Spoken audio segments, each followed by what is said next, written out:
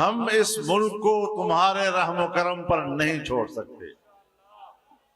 تمہاری حکومتیں غرور کرتے ہو کہ ہم حکمران ہیں، میں کہتا ہوں تم حکمران نہیں ہو، تم دھاندلی سے آئے ہو، تم نے اسمبلیاں خریدی ہیں، عوام کی رائے کو تبدیل کیا گیا ہے۔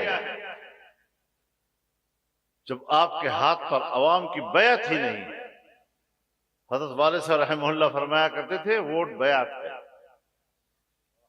اگر اس پہ دھاندلی کی جائے اور بکسے تبدیل کر دیے جائیں اور جھوٹ بولا جائے اور پیسے کمائے جائیں، اس کے بعد تو بیعت نہیں رہتی۔ ہم تو اس کے قائل نہیں ہیں، تو ہم ایسے حکمرانوں کے ہاتھ پر بیعت کرنے کے لیے تیار نہیں۔